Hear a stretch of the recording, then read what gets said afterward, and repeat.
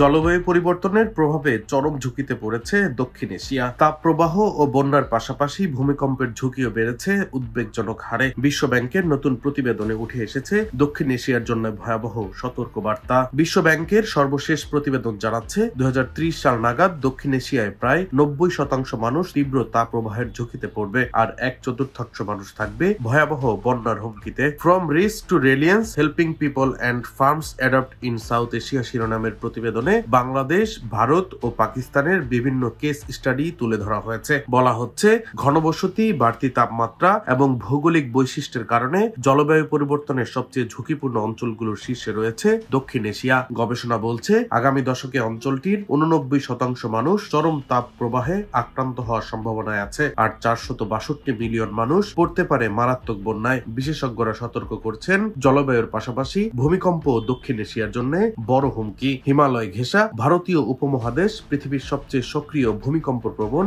অঞ্চলের একটি। বাংলাদেশ, ভারত, পাকিস্তান সহ দক্ষিণ এশিয়ার বহু অঞ্চল দীর্ঘদিন ধরে ভূমিকম্পের চাপ সঞ্চয় করছে, যা বড় ধরনের ভূকম্পের আশঙ্কা আরো বাড়িয়ে দিয়েছে। তাই প্রস্তুতি না থাকলে যে কোনো বড় ভূমিকম্প সৃষ্টি করতে পারে ভয়াবহ মানবিক ও অবকাঠামোগত ক্ষতি। বিশ্বব্যাংক বলছে, ঝুঁকিতে থাকা পরিবারগুলোর মধ্যে আগাম সতর্কতা ব্যবস্থা, সামাজিক সুরক্ষা কর্মসূচি এবং দুর্যোগ অভিযোজন সক্ষমতা বাড়াতে কার্যকর নীতিমালা প্রয়োজন। যদিও উপকূলীয় এলাকায় ঘূর্ণিঝড়ের সতর্কতা পৌঁছায়, কিন্তু বন্যা, তাপপ্রবাহ ও ভূমিকম্প সংক্রান্ত সতর্কবার্তা এখনো অর্ধেকেরও বেশি মানুষের কাছে পৌঁছায় না। এছাড়া রাজস্ব সংকটের কারণে শুধু সরকারি উদ্যোগ যথেষ্ট নয়, বেসরকারি খাত, গবেষণা প্রতিষ্ঠান ও আন্তর্জাতিক অংশীদারদের সমন্বিত ভূমিকা জরুরি, এমনটাই পর্যবেক্ষণে জানানো হয়েছে।